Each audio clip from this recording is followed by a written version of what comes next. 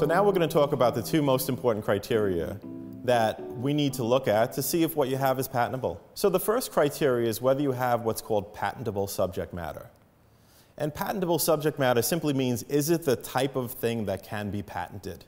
And patentable subject matter just means you have something that fits the categories of what can be protected. Let me give you a few examples. So one of the categories is a machine.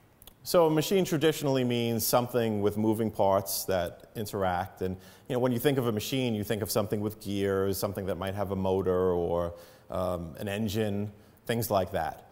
But actually, things that qualify as machines include anything that has parts that interact with each other. So even an electrical circuit where nothing actually moves is considered a machine under patent law and is eligible for patent protection. Another category is what's called a manufacturer.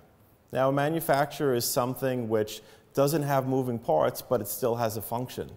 So for instance, a paperclip is a single piece of wire that's bent in a way that gives it functionality. So it's something that's physical that doesn't have moving parts, but it's still functional. So that's a manufacturer. A composition of matter is another category, and that's a combination of chemicals. It could be a pharmaceutical, it could be a household cleaning product where you've taken one existing product and added it to another. So a composition of matter is simply where you take chemicals and put them together. And then the last category is a process. Now, a process could be something like a new way of refining steel, where you have a new set of steps that you follow in order to refine the steel. And it's not that the steel is different, it's that the method or the process or the way that you do it is different. Now, one of the interesting things is that over the last couple of decades, software has been protected using this category of process or method. And also, certain methods of doing business are possible to be protected because they fit under this category of process. So hearing these different categories that I just mentioned, machine, manufacturer, composition of matter, and process, you might actually see your invention in more than one of those. And it's actually not important for you to figure out where it fits. The important thing is to figure out that it fits somewhere, in at least one of these places. So all of these categories of patentable subject matter lead us toward what's called a utility patent. And most commonly, that's what you're going to want, is a utility patent. And there's a separate category and separate procedure called a design patent.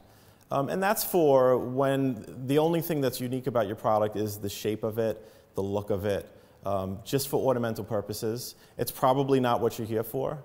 And so we're going to continue our discussion, assuming that you have something that has patentable subject matter and that you're headed for a utility patent.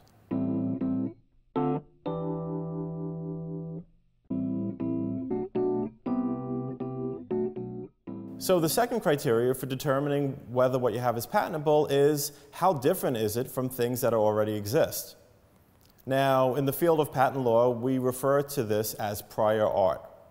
Prior art are things that were done before you that relate to your invention, that are relevant to your invention, that are really relevant to the question of how different is your invention from previous thought, previous ideas, previous concepts, previous products. So now it's clear that in order to get a patent, we need to fit two criteria. Number one, we have to have patentable subject matter, and number two, we have to be distinctive from the prior art. So next we're going to talk about how distinctive we need to be from the prior art in order to get a patent.